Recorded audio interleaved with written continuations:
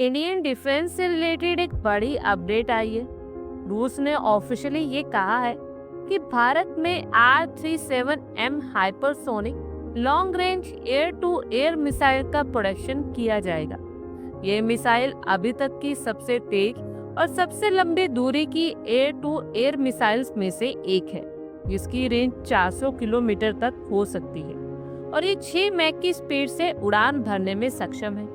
हालांकि इस मिसाइल की पूरी ट्रांसफर ऑफ टेक्नोलॉजी भारत को मिलेगी, यानी कि भारत इसे सिर्फ अपने लिए बनाएगा ही नहीं, बल्कि फ्यूचर में इसे दूसरे देशों को एक्सपोर्ट भी कर सकता है। ठीक वैसे ही जैसे भारत रूस के साथ मिलकर ब्रह्मोस मिसाइल को एक्सपोर्ट करता है। अगर एयर टू एयर मिसाइल की बात करें तो भारत फिलहाल R-37M और अस्त्र मार्क 1 का इस्तेमाल करता है, जिनकी मैक्सिमम रेंज 100 से 110 किलोमीटर तक है। लेकिन R-37M इससे 4 गुना ज्यादा रेंज देती है। इस मिसाइल की स्पेसिफिकेशंस की बात करें तो इसकी रेंज 300 से 400 किलोमीटर, स्पीड 6 मैक तक होती है।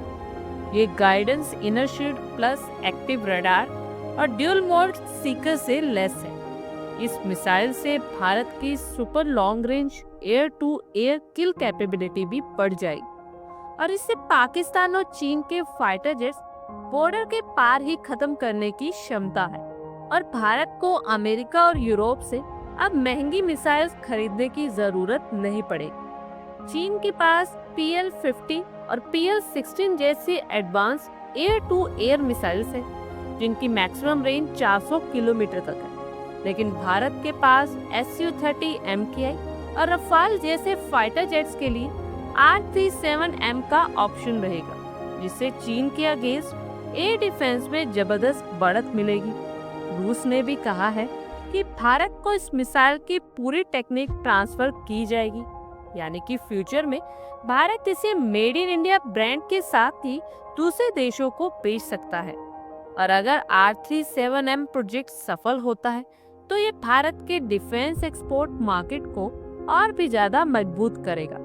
लेकिन सवाल ये भी है, क्या Su-30 MKI के साथ इंटीग्रेट होगी R-37M?